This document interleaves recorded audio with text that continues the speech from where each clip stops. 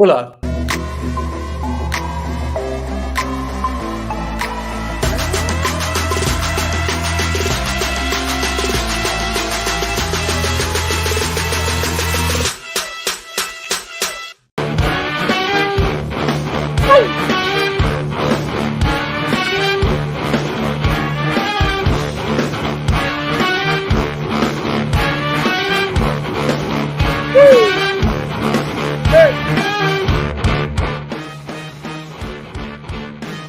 Michael, Okay. welcome to the show. How's everybody doing? Welcome to the 180 Way Show, live from offices. We're actually in offices today. It's an extra special show. We're actually managed from home from the office. So we have Mike and I have got sucked into the office, right, Michael? Not happy, Jack. I'm very not happy. We are. Get my resume out, Jack. This is not how you keep top talent. They forced you into the office. So welcome to the show. Hope everybody's doing great. Welcome to early 2023. I assume everybody's planning in organizational mode, trying to kick off the year. And today, same hot button topic that everyone's talking about in the business world of, hey, are you working from home? Are we forcing people to come back to work? And so we're going to talk about Disney and their new policy and how that worked. And what do you got, an earthquake going on there? Everything's bouncing over there. I do.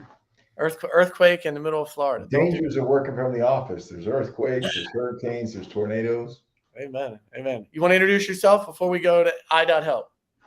Mike Denker, the coach of the future, that we know that working from home has so many advantages and benefits, but we can't get the best out of the folks unless we learn how to manage from home. Got to do things differently in 23. Amen. Look, I actually have that. Look, there it is. How to manage from home. There you go. That'll be the topic. Right. And so I want to thank, before we get up in the show, I want to thank I.Help for sponsoring the show. If you're unaware, I.Help aggregates all of your online stuff into one platform, all your web conferencing, online scheduling, large files, social media, your company website, your personal website. If you have a podcast, all your videos, you can email, do messages, make calls from it. It's amazing. You can even do your electronic payments and integrates to whatever you're using today. So encourage you to reach out, go get your I.Help account. It's $5. Thank you for sponsoring the show. Much, much appreciated. Go get your I.Help account. Good. So listen, today, hot topic. I love this. This is the crux of what's happening out in the business world, right? Bob Iger took back over Disney over the last couple weeks, months, and literally this week said, hey, you're going back to work 4 days a week, period. Right. And that edict came out and sending ripples through Disney, as did, we all know this, I think got more press when Elon Musk, he said to his Tesla staff and the folks at Twitter, hey, you're coming back to the office after COVID. And so as you see the press release, I think this came out in the middle of November. Hey, you got to be at least in the office 40 hours a week. No one cares. And what's interesting, as those edicts were handed out, it started to create some changes. The old school bosses started to hear some blowback. And so what's interesting here, this is Elon Musk. Once he thought, oh, I'm going to manage old school style, literally went back, has made a news to say, hey, so many folks said they were going to quit, literally with his new edict to go back to the office, that now they have some flexibility in that process. And that dynamic, literally from this, hey, you have to be in the office, to, oh, maybe not for the best people or the people that want to quit. That old school management is live. And that is what companies all across the world, including ours, Mike, are dealing with. Like, what's the right mix of being in the office and everything that represents from a culture, training, sharing standpoint, and then also giving folks the flexibility, which they've learned to love with COVID, to work from home, right? No, it's in 08 and 09, there were companies that we thought were too big to fail. And we learned that Dodge is still around, but it failed. I owned Dodge stock and it went to zero before Obama bought it back. And so nobody was too big to fail, even though we thought somebody was. And I think that when you look at Elon Musk's rollback or pullback or tone down of his email, we see that some of the large corporations are operating like they're too big to quit. Yeah. And they're learning that nobody is too big to quit. once companies discover the beauty and the lifestyle and the effectiveness and efficiency and profitability of working from home, they're not coming back. And I don't care, I don't care what the sign on the office is. I'm not coming back. You know what's interesting, and we want to deep dive in some dynamics on both sides, the employee side and the company side. Sure.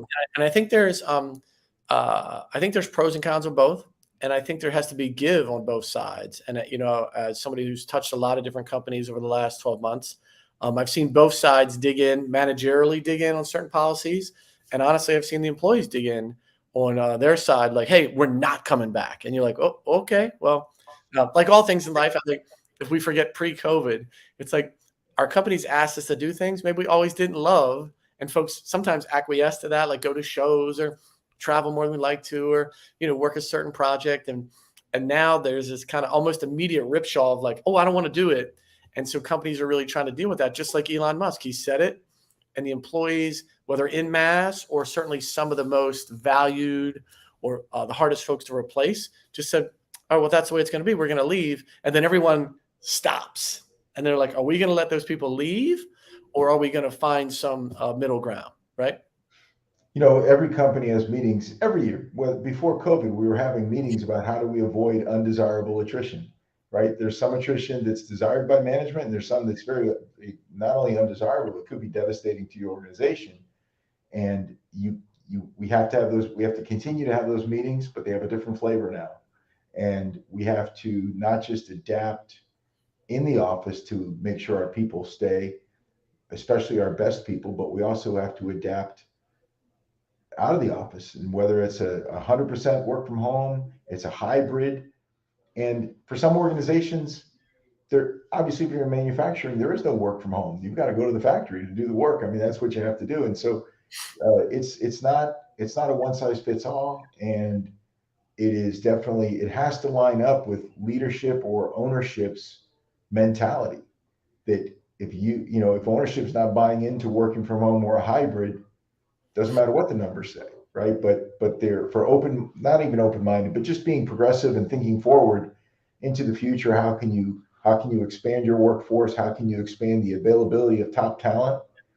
Then working from home has great advantage in many environments, but for it to truly blossom, you have to have the ability to manage from home. And that's the part that may need some help. Yeah, and that's what's happening. So here's Gartner Group just released this top work trends of 2023, right? So there's 9 trends. And so really wanted to hit on number 2 and 3, which is a hybrid flexibility for frontline workers, right?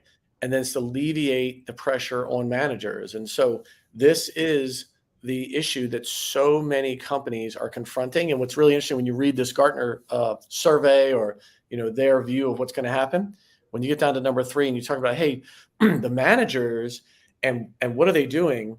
If you look at number 1 here under this kind of the management section, provide fresh support and training to mitigate the widening managerial skills gap, which really, I love the second sentence. The approaches that were successful in 2019 are ill-suited for the workforce of 2023. And that's so true. It is like we literally managed from home, and folks were like, oh, yeah, I'll just deal with that and all that it represents. And companies just said, whatever you did, you were a good manager in the office, well, just use the same thing. That'll make you good at this manage from home with all these people working from home. And then we've all seen that that's not true. All the things that folks did that worked as a great manager, some of the management by walking around and having in-person meetings and having team-oriented items or culture building events, or touch base at the water cooler at lunch, or coffee in the morning, or let's take a walk around the office. All those things are unavailable to people now. And it's really, really a challenge. And then everyone's like shocked that the metrics and the performance and all the things are down, although we've done little to nothing across the board to help managers deal with this mostly work at home workforce. And then when companies have seen it's not working, they said, oh, we'll come back to the office. We'll go back to old school. And that is the number one, but fly in the ointment irritant that has businesses right now. Such a huge conflict between the business entity and what the frontline kind of the employees, the staff want to do. And that's creating the rub. Jack, can you throw back up the graphic of the, yeah. Yes. So number 2 says we really should work on hybrid flexibility for the front lines, because number 1 says your competition is going to snag your top talent if you don't. Oh yeah, so Right? true. It's right there side by side. And then there's a lot of really other cool things there. Pursue non-traditional candidates. That opens wide open because through working from home, which necessitates management from home. And then, the other interesting thing is that from the concept of the first move, okay, we're not going to go 5 days a week. We're going to go 4 days a week. We're going to leave some of this work from home flavor. But, you and I joked last time about how, hey, Jack, if you've got to get some really important work done and it's going to take a lot of focus, where are you going to go? Anywhere but the office. Right? In the old days, I got to go home to get this project done. Yeah. And so now we're saying we need to spend more time collegial work effort. There's so much 2 people in the same office work getting done that we have to be in the same office to do the work that before we couldn't get done in the office. And most of us do our jobs alone, no matter, unless we're manufacturing. Most of us are doing our part of our job alone most of the time. And so pulling us into an environment where that is less conducive, it is easier to manage from a certain perspective, but it's because we don't know another way. Yeah. Right. And so competence, right? I'm competent in managing from the office. Some of my peers may not be competent from managing from home, and therefore they'll feel so much more comfortable where their competence lies. Well, the reality is today, if someone happens to be great at managing from home, it is mostly purely luck or personality driven, because so little has been done to talk about what the model is and how to train on that. And one of the things we did a show last year, one of the biggest things is, in the old days, the culture was the whole company, the infrastructure, the office, the vibe, the motivational signs, all the stuff in the office, the way you park, did you have type C space or type A space? Were you in a factory, right? All that helped create the culture. And now culture comes down to just this 4 little box, right?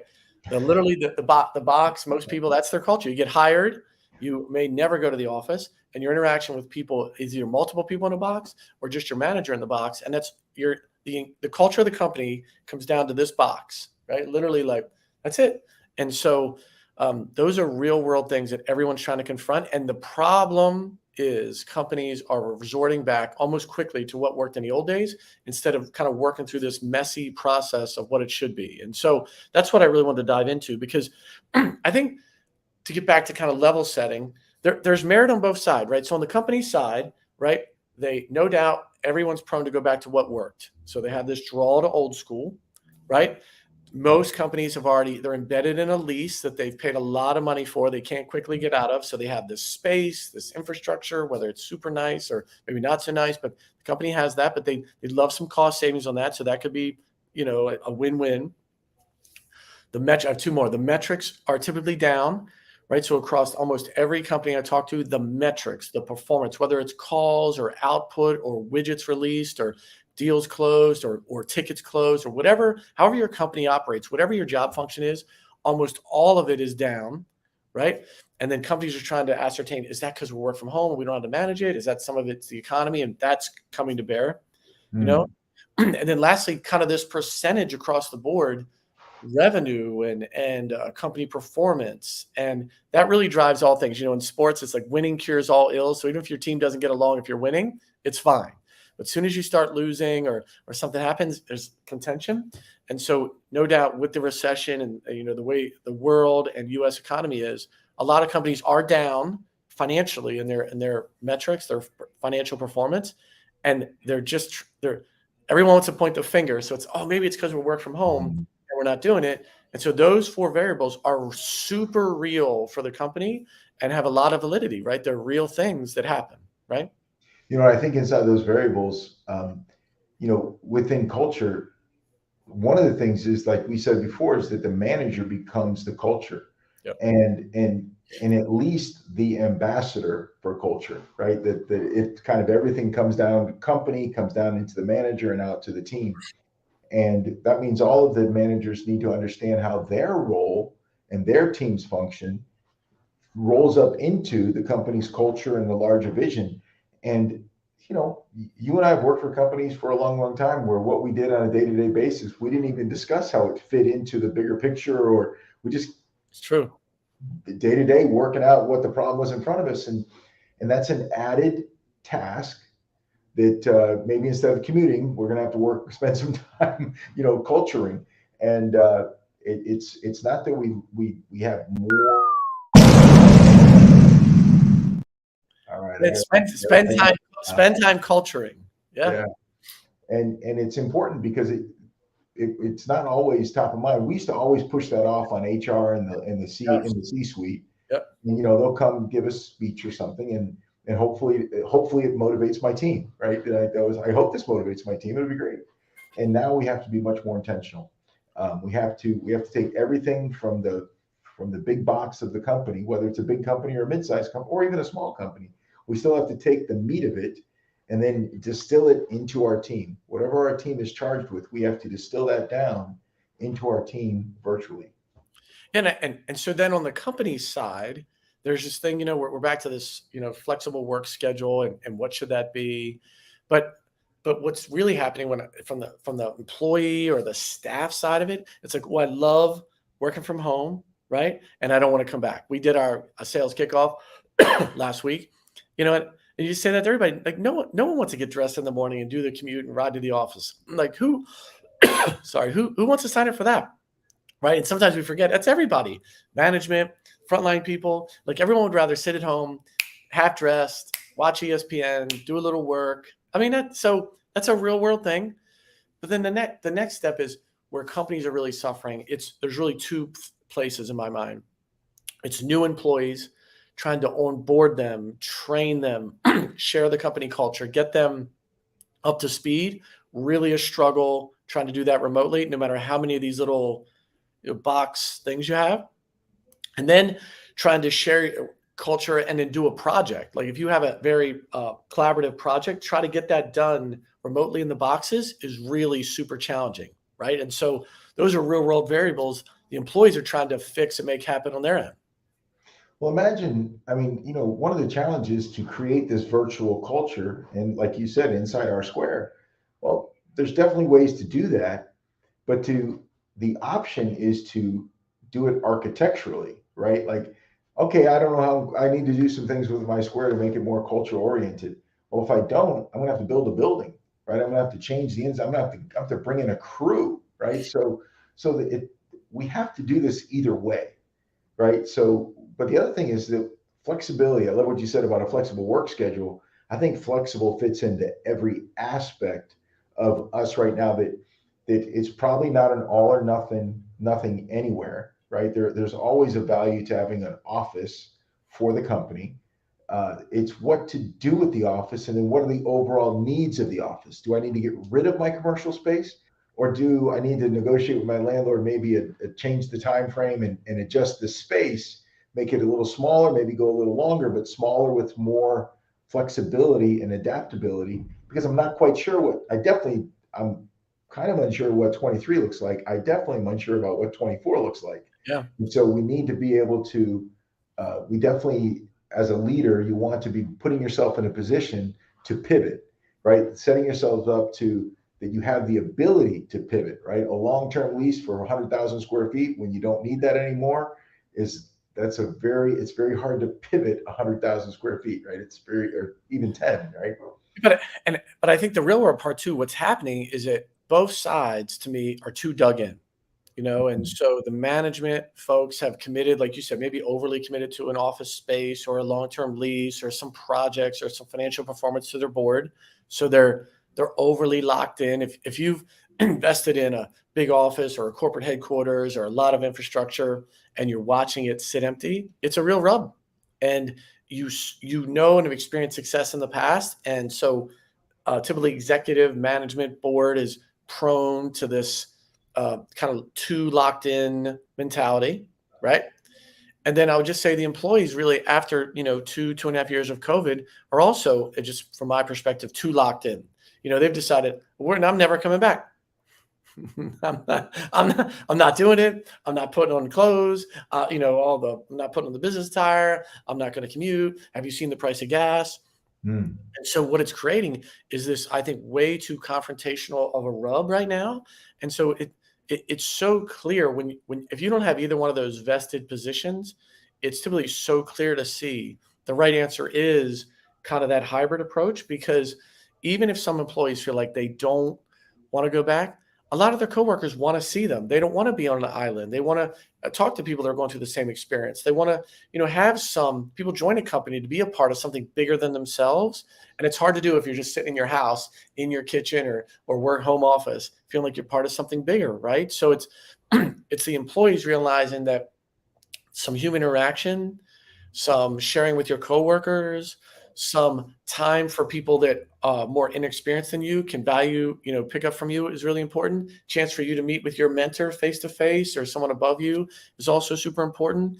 And meshing those two is really the answer. And for every company, that could be a little different. In my LinkedIn Live or my LinkedIn post this week, it was like Disney went with 4 days a week. So what's the magic of that? Why wasn't it 2 or 3 or all 5?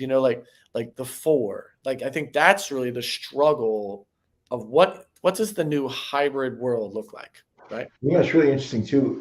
It's funny how, do you remember how, I don't know if you remember, but Kodak, right, knew the digital camera was coming before anybody else did. They actually had prototypes, but the lion's share of the revenue was in film. And so they made a corporate decision to say, we're sticking with film and we're going to fight the digital camera. Right? We're going to put it off. We're going to always a good decision to fight technology that's inevitably coming. Well, and we say that in hindsight, right? Because it could have been a good argument that day in the conference room. I don't know, but in hindsight, it doesn't look wise, right? And here we are now. And before we came into the pandemic, large companies were looking at how do we work. We see management, we see work from home coming. We see that coming. It's been coming for telecommuting starting in the 80s through the 90s. It's been coming, but it's still coming. A flexible workforce, all this is coming.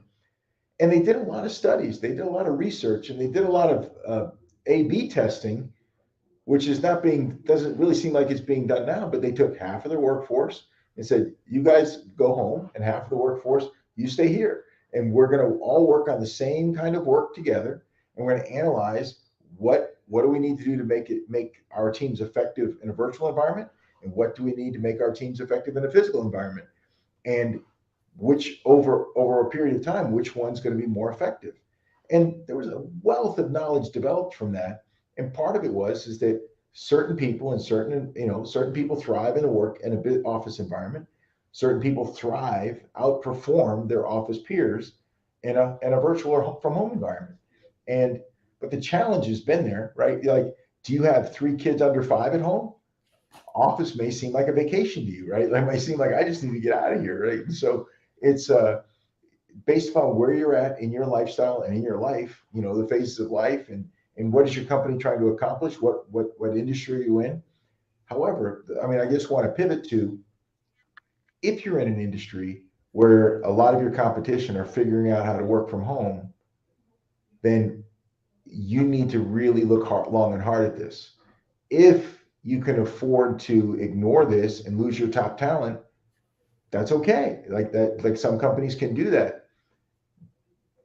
But small to mid-sized companies don't have budgets to absorb those hits, right? When we talk about Disney's fiscal budget last year was $76 billion, right? Most of our listeners are aspiring to be a $7 million company, not a $7D million, not a $700 million, and definitely not a $7 billion or $7D billion, right? Like most of us are talking from an environment where if we hit 7 million this year, it would be mind blowing, right? And so as we consider this, we need to be careful that we're not looking at, the David versus Goliath situation, right? We're not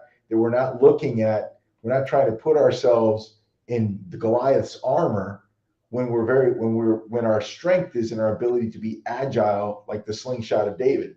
That David was able to adjust, move fast, and he took out the giant, right? He was successful, and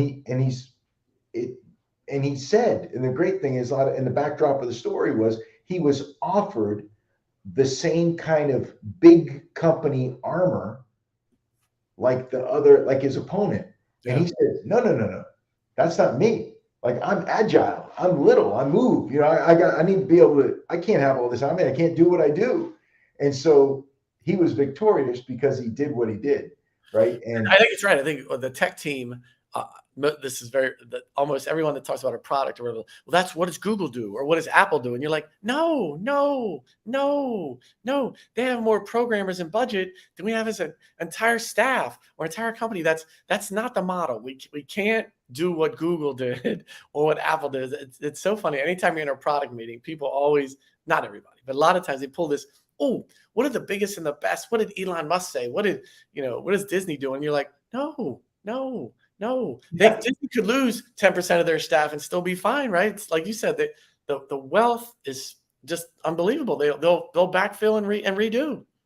Well, I know that a lot of our listeners can relate to this, but because those big companies might get it right and ready for market at version 17.6, right? V17.6. What iteration are we on?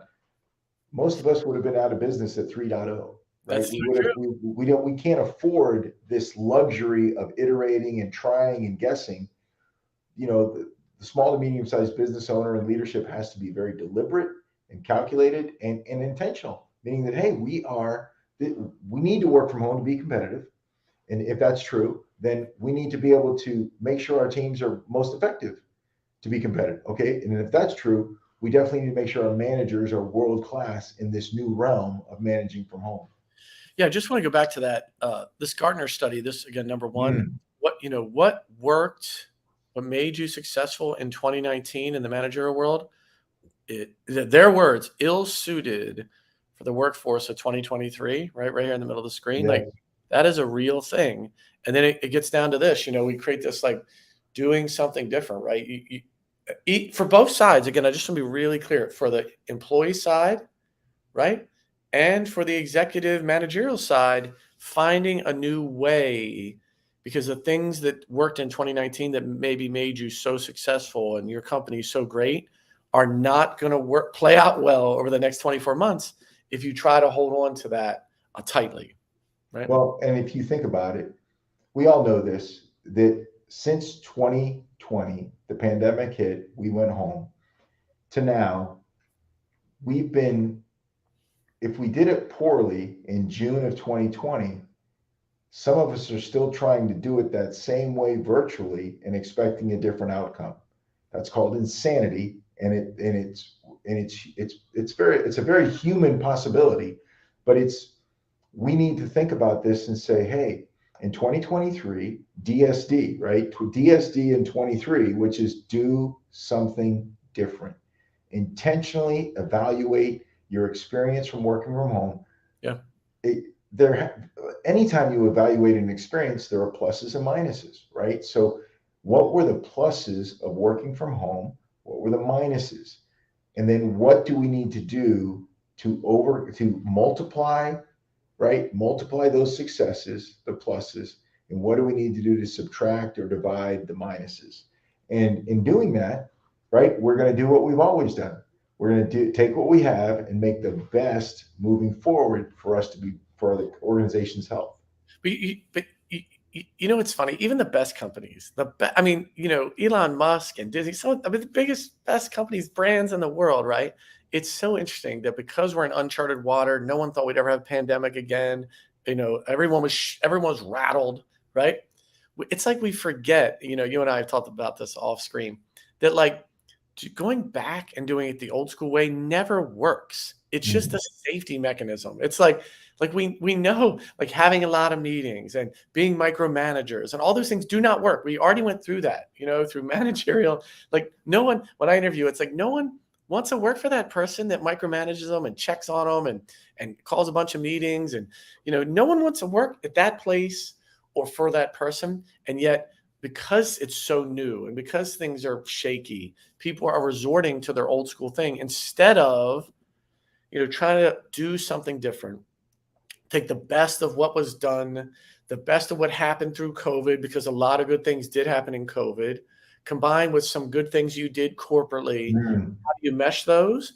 That's what we're trying to get done. And neither side right now, if you say it's the employee base or the staff or executive management, the board, has yet realized what a major thing this is going to be, and the ripple that's going to go across business, every business, by the way. Not, I got a couple from folks when I did my the post.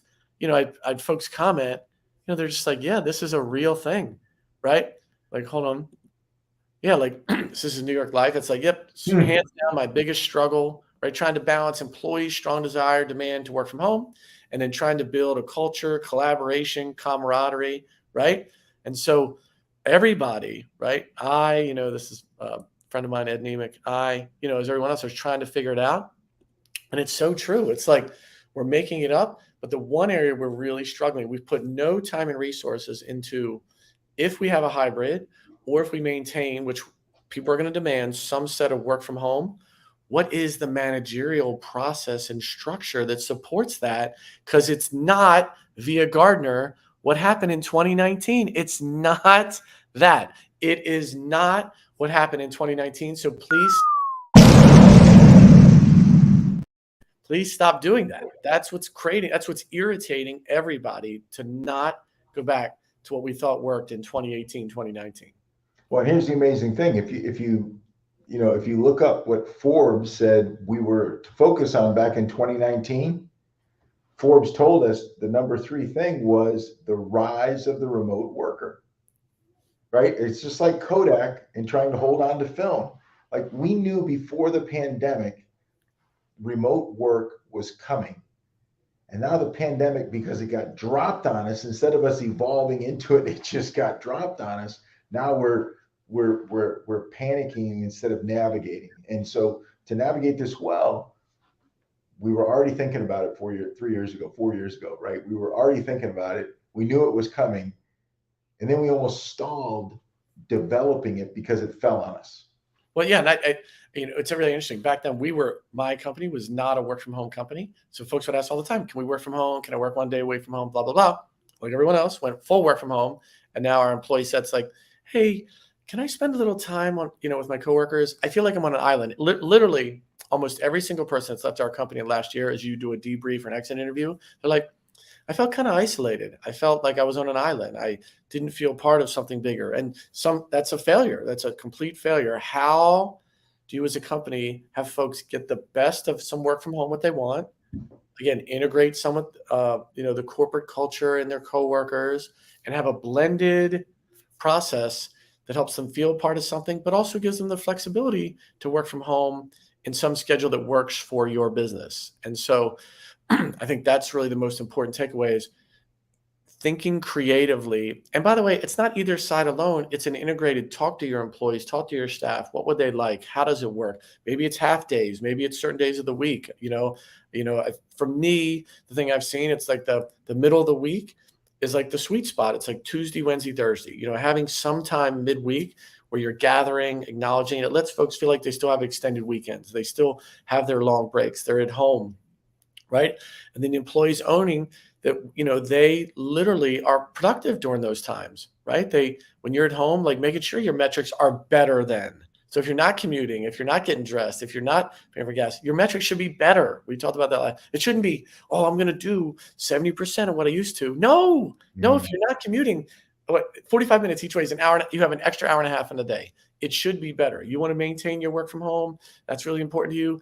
Let the metrics drive such a performance that everyone would be like, why would we bring them back to be less productive? That's the part the employee side doesn't want to own. So that's a no-brainer for your management team, right? And what you said, Jack, is so interesting, because it's the old argument, right? If you want to talk to the C-suite and you want to bring up a soft topic, which means a soft topic has soft numbers, right? You're like, you better be good, Yeah. right? But if you have a hard topic that has hard numbers, right? Profitability went up, productivity went up, whatever, you're not going to, if you're in your organization and you're trying to adapt with or drive or help you navigate, your organization navigate towards a more flexible work from home hybrid as opposed to only working in the office, you have to be able to bring numbers.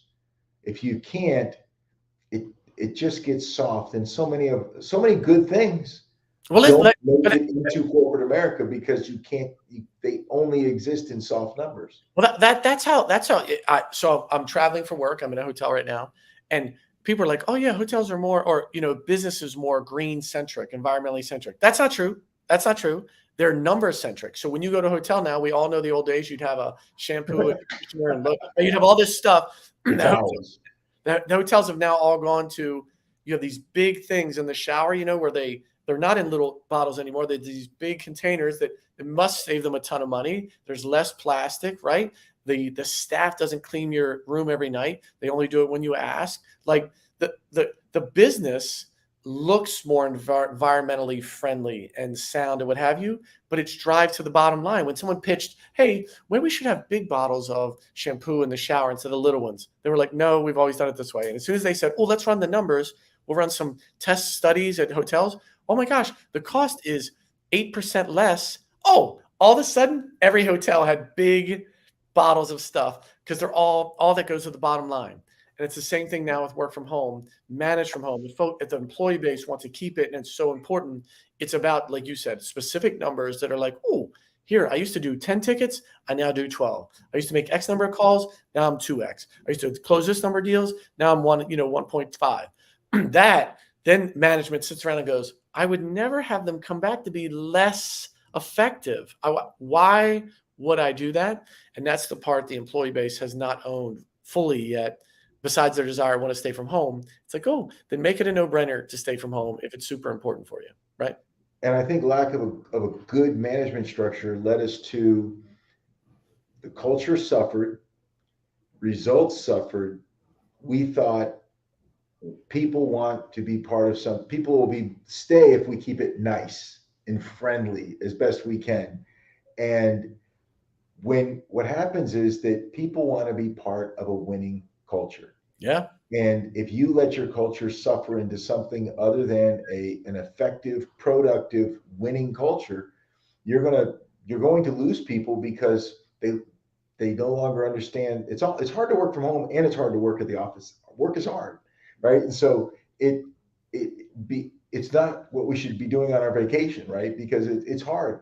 And so when you do your work, make sure you do it really, really well, right? Yeah. So that it's getting done well. And then your culture, you're driving the culture. We talked about the manager being the culture, but you being effective as a contributor, whether you're in management or your front lines, that's investing in building into that strong culture that is attractive. Yeah, that's Eric's note there, right? It's like the shift to your manager. And so that's my encouragement for everyone is to go back, do something different, right? I love this. Like, what do you want to do different? What's the right hybrid approach for your business? With feedback from both sides, the employee base and the executive staff and your board, if you have one, like what is that, right? And then once you decide, you need to put the right training and follow up and everything else that fits that new model. Just expecting people to be better at it. Like if you decided, hey, we're going to do hybrid. So even for Disney, from those 3 days, like there's an extra day people work from home. What are you going to do differently? How are you going to check in on those days? What's the new management style? Do you have the right system support? How do you communicate? Are you in Slack? Are you email? Are we texting? Can you call somebody after hours? What's the start time on the day you're not? Like all those things have to be hammered out so it works. It's not just let's work 4 days a week and the other 3 days are chaos, or the other day we're not working is complete chaos. You have to dig in, take the time, energy, train your staff, set the right paradigms. And that's how we get to a win-win. Finding the right hybrid approach, then training and set the right paradigm so it's done well, and not just anticipating, oh, it worked in the office. Well, now work on the days that we're not in the office. That is not working. That is failing every company across the board, 100%. And it's interesting, Jack. You asked the question before. what is the right mix? Like, how do you come up? Is it 2 in, 3 out, 1 in, 4 out, 4 in, 1 out? Like, what's the right mix? And what's really interesting is that whatever mix you apply to your organization, like Disney saying 4 in, 1 out, you should really focus on, for that one day, what have we learned that is the best use of that one day away? What are some best practices for that day? Because it's the minority day, the day that whether it's 2 of 3, 2 of 5, or 1 of 5, but it's the 1 or 2 days that aren't normal, right? The majority of days you'd have to call your normal work. So whatever the minority side is, there should be a development of best practices for what is it that we should be, because here's the thing, if the best place to do those things is from home, you don't try to do them in the office. You save them for your home time. And if there's things that are best done in the office, don't do those things at home, save those things for office time. Yeah. And to say that every employee should be solving that for themselves is a disservice to your entire organization. You can't listen. We're not self-aware. We should wrap, but we're not our best. No one's their best on their own. It's just not true. Any athlete, any of the best of the best, all have coaches and mentors around them, right? If you love Jordan or Kobe or whoever, go read about them. They have a bunch of people around them that make them great. And so expecting employees, any of us, to sit at home and be great at what we do on our own is fool's gold. You need support and management and nudging and a mentor and some training. And that's where we're dropping the ball. We literally just, again, went from home, trying to force things. And it's the blended approach with support and training will make it great. And we will get to a better state, each organization, as they commit to that. Amen. Any last words, Michael? Any last insights? Culture them. I like that. That slipped out of today. Culture them. We got to culture them from home. Want to thank again i.help for sponsoring the show. Go get your i.help account, $5 a month. Have your Starbucks coffee and go get your i.help account. You can afford $5. You drop it, waste it, do a bunch of different things. You think nothing of it when they add that to your shipping cost on all of your online orders that you don't need. So stop buying something you don't need. Go get your i.help account. It will make you easier to reach, more efficient during the new work from home, never going back to the office world. Amen. Jack, and just one last thing, I think, from David and Goliath. If you identify as a David, be the best David. Don't try to be Goliath. And if you identify as Goliath, be the best Goliath. Don't think you're a David, right? Just be the best, or become the best organization that you can, and do that because that's your job.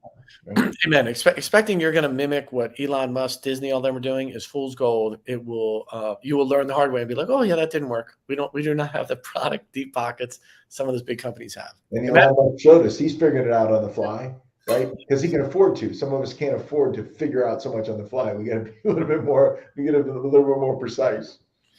We are out. We will see you next Wednesday at noon. The Manager from Home World will give you training here. Killing in the name of